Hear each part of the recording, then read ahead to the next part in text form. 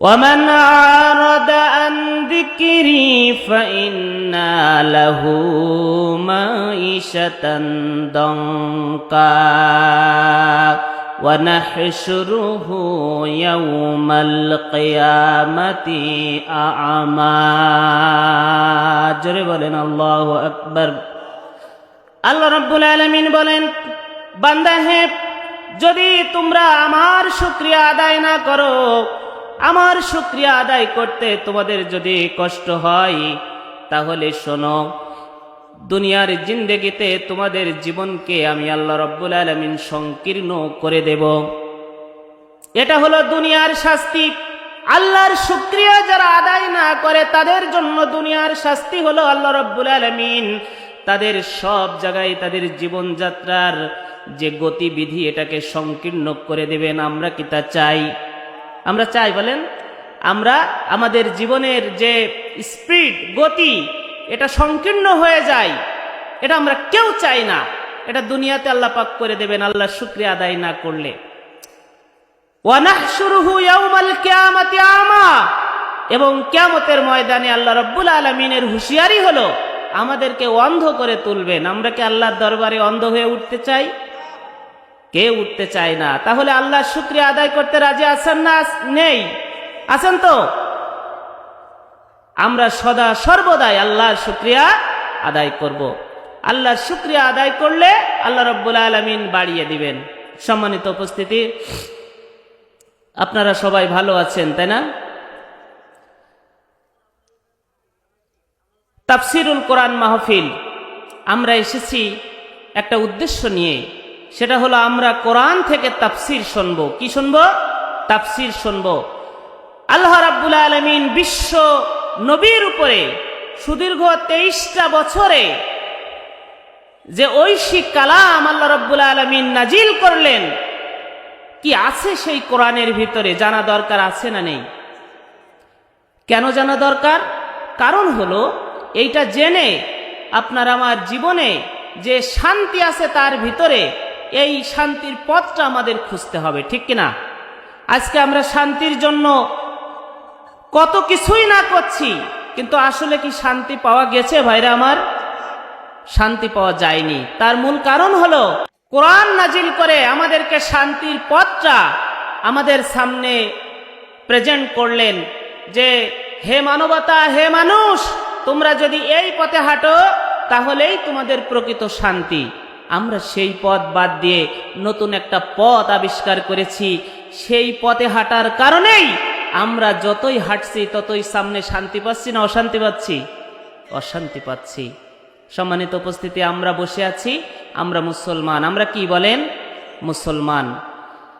আমরা মুসলমান এই শব্দটা আমরা নিজেরাই এই শব্দটার নামকরণ আমরা করিনি। আমরা যে মুসলমান এইটা নামকরণ করেছেন কে? আল্লাহ। কে বলেন? আল্লাহ। আমরা মুসলমান। আমি এই রিলেটেড একটা আয়াতই কোরআনুল কারীম থেকে তেলাওয়াত করেছি। এই আয়াতের থেকেই কিছু কথা বলে আমি আমার আলোচনা শেষ করব। আজকের আলোচনা শোনার পরে আল্লাহ পাক যেন আমাদেরকে শুনে বুঝে আমলে পরিণত করে আমরা যেন দুনিয়ার শান্তি আর পরকালীন মুক্তির পথকে আমরা সুগম করতে পারি। আল্লাহ পাক তৌফিক দান করুক বলে আমিন।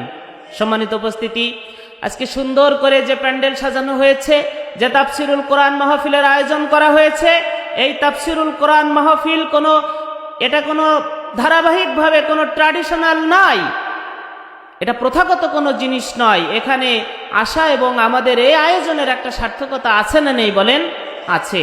একটাই সার্থকতা, সেটা হলো আমরা আমাদের আমলের জিন্দেগি গঠন করতে চাই। এই কোরআন জেনে বুঝে আমরা আমলের জিন্দেগি গঠন করে দুনিয়ায় শান্তি আর পরকালীন মুক্তি পেতে চাই, ঠিক কিনা? জীবনটা যদি আমরা পরকালীন জীবনটা যদি আমাদের ব্যর্থ হয়ে যায় তাহলে আমাদের সব ব্যর্থ, ঠিক কিনা? আর দুনিয়াতে মুমিনদের জন্য যত কষ্টই হোক না কেন, পরকালে যদি আপনার আমার জন্য নাজাতের ব্যবস্থা আল্লাহ পাক করে দেন, এর চাইতে আর বড় কিছু আসছে নাকি? আর দরকার আছে কিছু? আর কিছু দরকার নেই।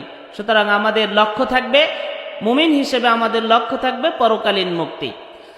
আমরা মুসলমান, আল্লাহ রাব্বুল আলামিন আমাদের জন্য একটি জীবন ব্যবস্থা দিয়েছেন, ঠিক কিনা? যে জীবন ব্যবস্থায় চললেই শান্তি পাওয়া সম্ভব। আল্লাহ রাব্বুল আলামিন কোরআনুল কারীমের ভিতরে বলছেন, ইন্নাদ-দীনা ইনদাল্লাহিল ইসলাম। ইসলাম হলো আল্লাহ রাব্বুল আলামিনের কাছে একমাত্র মনোনীত গ্রহণযোগ্য একটা অ্যাকসেপ্টেবল জীবন ব্যবস্থা। এরপরে আরো বলা হয়েছে, ওমাইয়াবতাগি গায়রাল ইসলাম, ইসলাম বাদ দিয়ে যদি কোনো মানুষ অন্য কোনো জীবন ব্যবস্থাকে জীবন চলার পাথেয় হিসেবে গ্রহণ করে, জীবনে যদি শান্তি পেতে চায়, ইসলাম বাদ দিয়ে অন্য কোনো দিক থেকে যদি শান্তি পেতে চায়, এটা কিন্তু আমাদের জন্য খুবই প্রযোজ্য একটা কথা। আল্লাহ পাক বলছেন, ইসলাম বাদ দিয়ে যদি কেউ অন্য কোনো জীবন ব্যবস্থাকে জীবন চলার পাথেয় হিসেবে গ্রহণ করে, আমরা কি করছি না বলেন? আমরা কিন্তু করছি। ইসলাম ছেড়ে দিয়ে আমরা শান্তি পাওয়ার জন্য অন্য একটা জীবন ব্যবস্থাকে আমরা গ্রহণ করেছি। এজন্য আমি আগেই বলেছি যে আমরা যতই সামনে যাচ্ছি, অশান্তি আর অশান্তি, আমরা শান্তির নিশানা খুঁজে পাচ্ছি না। ঠিক কিনা বলেন? আল্লাহ রাব্বুল আলামিন বলেন, ইসলাম বাদ দিয়ে যদি তোমরা অন্য কোনো তন্ত্র এবং মন্ত্রকে জীবন চলার মাধ্যম হিসেবে গ্রহণ করো, শান্তি পেতে চাও, তাহলে তোমরা শান্তি পাবে না। আয়াতে রব্বুল আলামিন বলছেন, ফালাই ইউকবালু মিনহু ওয়া হুয়া ফিল আখিরাতি মিনাল খাসিরিন। ইসলাম বাদ দিয়ে অন্য কোনো জীবন ব্যবস্থাকে যদি তুমি জীবন ব্যবস্থা হিসেবে গ্রহণ করো, তাহলে এই দুনিয়াতে তোমার কাছ থেকে কোনো কিছুই গ্রহণ করা হবে না। ওয়াইন সাল্লাত, তুমি যদি নামাজ পড়ো, নামাজ আল্লাহ পাক কবুল করবেন না। ওয়াইন সামা, তুমি যদি রোজা রাখো, রোজা কবুল করবেন না। যদি হজ করো, হজ কবুল করবেন না। যাকাত দিলেও যাকাত আল্লাহ পাক কবুল করবেন না। আল্লাহ রাব্বুল আলামিন ওই লোকটার কাছ থেকে কিচ্ছু কবুল করেন না যারা ইসলাম বাদ দিয়ে অন্য জায়গায় শান্তি খোঁজে। ঠিক কিনা? এটা দুনিয়াতে আমাদের জন্য একটা শাস্তি। ওয়া ফিল আখিরাতি মিনাল খাসিরিন, আর পরকালে এই সমস্ত মানুষেরা ক্ষতিগ্রস্তদের ভিতরে অন্তর্ভুক্ত হবে। সম্মানিত উপস্থিতি, পরকালের ক্ষতিটা কি দুনিয়ার ক্ষতির মতো বলেন? না। এই দুনিয়াতে আপনি ব্যবসা করছেন, ব্যবসায় আপনার লোকসান হয় কি হয় না? আপনি 10 লক্ষ টাকা নিয়ে ব্যবসা করছেন, আপনার ক্ষতি হয়ে গেল। কথার কথা, আপনার ব্যবসা ক্ষেত্রে আগুন লেগেছে, আপনার সব ক্ষতি হয়ে যাবে না? আল্লাহ পাক যে ক্ষতির কথা বলছেন, এইটা দুনিয়ার ক্ষতির নয়। এই ক্ষতিটা হলো সমগ্র জীবনটাই ব্যর্থ হয়ে যাবে, অর্থাৎ জাহান্নামী হতে হবে। আমরা কি জাহান্নামী কেউ হতে চাই বলেন? না। এজন্য আমি আগেই বলেছি যে আমাদের জীবন সফল জীবন, মুমিনের জীবন হলো সফল জীবন। আমরা যদি মুমিন হতে পারি, তাহলে পরকালে আমাদের জীবনটা হবে সফল। এজন্য আমাদের সফল জীবন গঠন করতে হবে। তাহলে শান্তি খোঁজার একমাত্র ঠিকানা বুঝতে পারিছেন কোনটা? কি? ইসলাম। ইসলাম শব্দটি যার অর্থ হলো, আমরা গতানুগতিক ধারায় ইসলাম শব্দের অর্থ বইতে দেখবেন লেখা আছে, ইসলাম শব্দের অর্থ হলো শান্তি। আছে না লেখা? আছে। আমাদের দেশে দুইটা জিনিস সবচাইতে, এই দুটো শব্দকে বিকৃতভাবে মানুষের সামনে তুলে ধরা হয়েছে, ভুল ব্যাখ্যা দেওয়া হয়েছে। একটা হলো দিন আর একটা হলো ইসলাম। আমরা বইতেও পড়েছি, আপনারাও পড়েছেন। দিন শব্দের অর্থ লেখা হলো, দিন শব্দের অর্থ কি? দিন শব্দের অর্থ হলো ধর্ম। দিন মানে কি বললাম? বইতে লেখা আছে। আর ইসলাম শব্দের অর্থ হলো শান্তি। কিন্তু রব্বুল আলামিন কোরআনুল কারীমের ভিতরে দ্বীনের যে ব্যাখ্যা নিয়ে এসেছেন, পুরো ব্যাখ্যা মুসলমানদের কাছে তুলে ধরা হয় নাই। এজন্য দ্বীনের প্রকৃত বিষয় থেকে আমরা আজ অনেক দূরে অবস্থান করছি। ইসলাম শান্তির ধর্ম। যুগে যুগে যত ধর্ম আছে সব ধর্মের চাইতে ইসলাম শান্তির ধর্ম। এইটা আমরা বইতে পড়েছি, আমরা শান্তি খুঁজছি, কিন্তু ইসলামের প্রকৃত অর্থ যেটা সেটা থেকে আমরা না বুঝার কারণে আসলে আমরা ইসলামটা বুঝতে পারিনি। ইসলাম শব্দের অর্থই হলো আত্মসমর্পণ করা। কি করা ভাই আমার? আত্মসমর্পণ করা। ইন্না সলাতি ওয়া নুসুকি ওয়া মাহইয়া ওয়া মামাতি লিল্লাহি রাব্বিল আলামিন।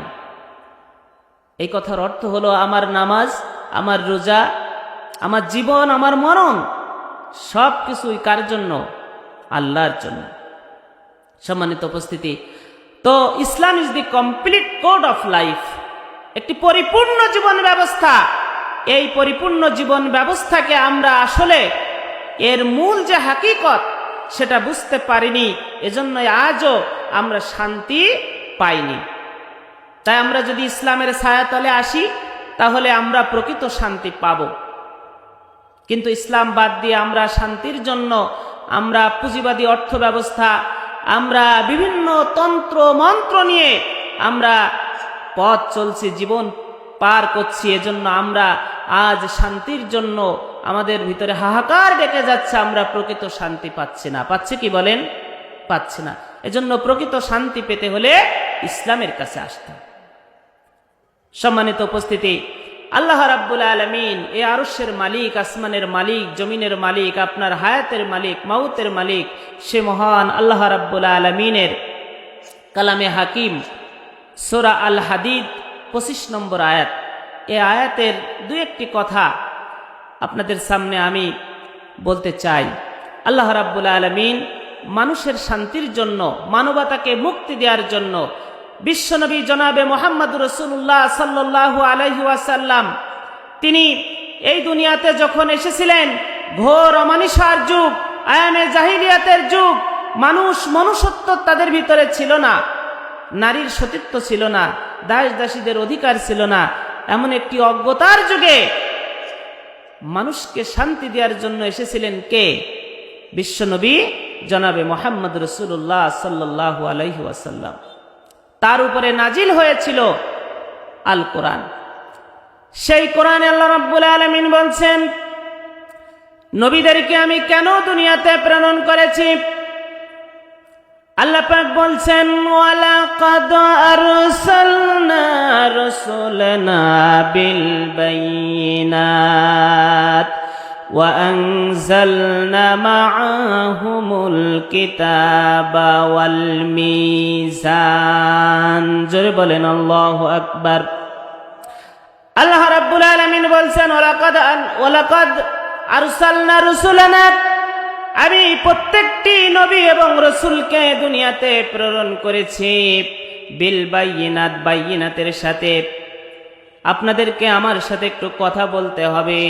আমি যদি কোনো কথা জিজ্ঞেস করি একটু বলতে পারবেন কি ভাইরা আমার? আল্লাহ রাব্বুল আলামিন এই আয়াতের ভিতরে বলছেন, ওয়ালাকাদ আরসালনা রুসুলানা, আমি অবশ্যই প্রত্যেকটি নবী এবং রসুলকে। এখানে আল্লাহ পাক বহু বচন ব্যবহার করেছেন, রসুলের বহু বচন হলো রসুল। তাহলে সব নবী এবং রসুলকে আল্লাহ পাক দুনিয়াতে প্রেরণ করেছেন তিনটা জিনিস দিয়ে। জোরে বলেন কয়টা? তিনটা জিনিস দিয়ে নবী রাসূলকে পৃথিবীতে পাঠিয়েছেন। বিশ্ব মানবতাকে মুক্তির পথ দেখানোর জন্য নবীরা দুনিয়াতে এসেছেন। এক নম্বর যে জিনিসটা আপনার আমার জন্য নবী রাসূল নিয়ে এসেছেন সেটা ছিল বাইয়িনাত। জোরে বলেন সেটার নাম কি? বাইয়িনাত। বাইয়িনাত এই শব্দটা কোরআনুল কারীমের ভিতরে রব্বুল আলামিন অনেক জায়গায় ব্যবহার করেছেন। বাইয়িনাত নামে একটি সূরা আল্লাহ পাক নাজিল করেছেন। বাইয়িনাত শব্দের অর্থ হলো সুস্পষ্ট নিদর্শন। জোরে বলেন কি? কথা বলেন একটু। সুস্পষ্ট নিদর্শন। নবী রাসূলেরা এমন একটা নিদর্শন নিয়ে দুনিয়াতে এসেছেন যে নিদর্শন দেখলে পরে মানুষেরা সহজেই বুঝতে পেরেছে যে ইনি আল্লাহর রাসূল। জোরে বলেন সুবহানাল্লাহ। ঠিক কিনা? আপনার আমার নবীর জীবনী থেকে একটু শোনাই। বিশ্বনবী সাল্লাল্লাহু আলাইহি ওয়াসাল্লাম যখন নবুয়াত পাওয়ার উপক্রম হলেন, আপনাদের এই ঘটনা জানা আছে। যখন তিনি ভয় পেয়ে গেলেন, বাড়িতে গেলেন, ঠিক কিনা? হেরা পর্বতের গুহায় যখন তার প্রথম ওহী নাজিল হলো, তখন বাড়িতে গেলেন। তার প্রিয়তমা স্ত্রী হযরতে খাদিজাতুল কুবরা রাদিয়াল্লাহু তাআলা আনহার সাথে ঘটনা খুলে বললেন, ঠিক না? মা খাদিজাতুল কুবরা রাদিয়াল্লাহু তাআলা আনহা রাসূলের কাছ থেকে ঘটনা শুনে মা খাদিজাতুল কুবরা রাসূলকে আশ্বস্ত করলেন, সান্ত্বনা দিলেন, কনসোল করলেন, আমি আপনার সাথে সংসার করছি, আপনি আমার স্বামী, আপনি কোনো ভয় পাবেন না, চিন্তা করবেন না। আমি আগেই বুঝতে পেরেছিলাম আপনার চরিত্র সাধারণ মানুষের চরিত্র না, আপনার চরিত্র হলো নবীর চরিত্র। জোরে বলেন সুবহানাল্লাহ। নবুয়ত প্রাপ্তি হওয়ার পরে তার বাল্য বন্ধু হযরতে আবু বকর সিদ্দিক রাদিয়াল্লাহু তাআলা আনহুর কাছে বিশ্বনবী যখন কালেমার দাওয়াত দিলেন, আবু বকর রাদিয়াল্লাহু তাআলা আনহু বিশ্বনবীকে বললেন, নবী হে, আমি আগেই বুঝতে পেরেছিলাম আপনার চরিত্র সাধারণ মানুষের চরিত্র না, আপনি আমার বাল্য বন্ধু। এই রকম চরিত্র সাধারণ মানুষের চরিত্র হতে পারে না, আপনি আল আমিন, আপনি as-সাদিক। নবী হিসেবে আবু বকর রাদিয়াল্লাহু তাআলা আনহু বিশ্ব নবীকে সার্টিফাই করলেন, স্বীকৃতি দিলেন। বলেন সুবহানাল্লাহ। এভাবে প্রত্যেকটি নবী এবং রাসূলকে আল্লাহ রাব্বুল আলামিন একটা স্পেশালিটি দিয়ে দুনিয়াতে প্রেরণ করেছেন। এটার নাম হলো বাইয়ানাত।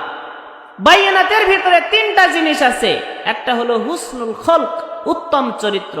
কোন নবী রাসূলের চরিত্রের কোনো সমস্যা আছে ভাইরা আমার?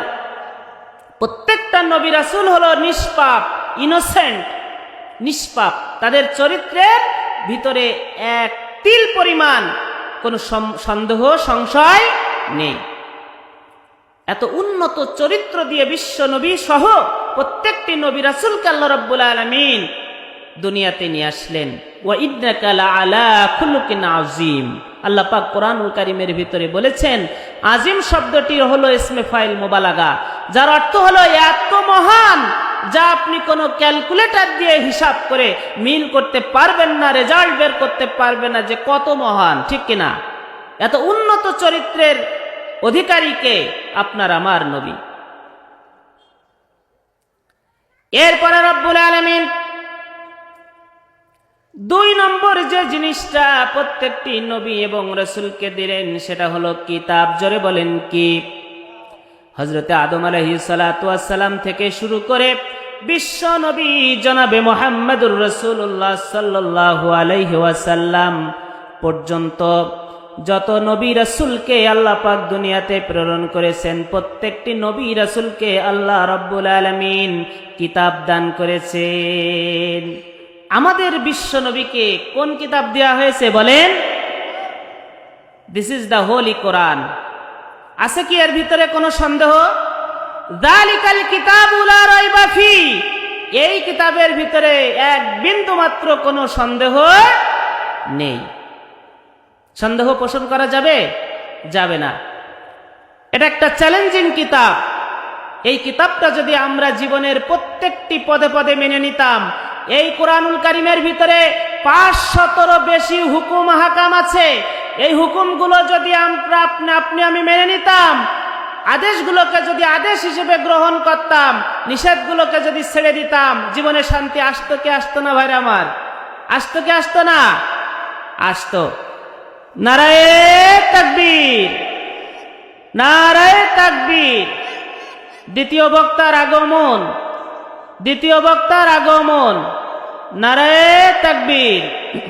সম্মানিত উপস্থিতি, আমার প্রায় সময় শেষের পথে। আল্লাহ রাব্বুল আলামিন আরেকটি জিনিস নবী রাসূলকে যেটা দিয়েছেন সেটা হলো মাআহুমুল কিতাবা ওয়াল মিজান। মিজান দিয়েছেন। মিজান শব্দের অর্থ হলো দাড়িপাল্লা, ন্যায় এবং ইনসাফের প্রতীক দাড়িপাল্লা। এই মিজান মানে আপনার আমার বাড়ি যেটা আছে এই দাড়িপাল্লা নয়। তার মানে প্রত্যেকটি নবী রাসূল দুনিয়াতে এসেছেন ইনসাফ কায়েম করার জন্য। জোরে বলেন, কি করার জন্য? ইনসাফ কায়েম করার জন্য, একটি মানবিক সমাজ গঠন করার জন্য নবী রাসূলরা দুনিয়াতে এসেছিল। এই নবী রাসূলেরা এসে পথহারা মানুষদেরকে সত্য পথ দেখিয়েছে, অন্যায় অশালীনতা থেকে মানুষকে বাঁচিয়েছেন, নারীর সতীত্ব ফিরিয়ে দিয়েছেন, দাস দাসীর অধিকার ফিরিয়ে দিয়েছেন। এইভাবে একটি আলোকিত সমাজ গঠন করাই ছিল প্রত্যেকটি নবী রাসূলের দুনিয়াতে আসার লক্ষ্য।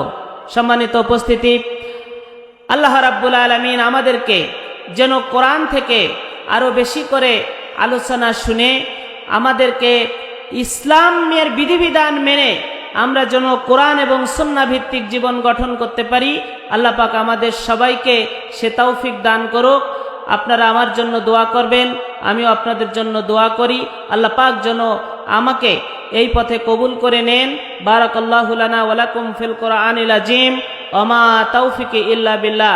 আসসালামু আলাইকুম ওয়া রাহমাতুল্লাহি ওয়া বারাকাতুহু।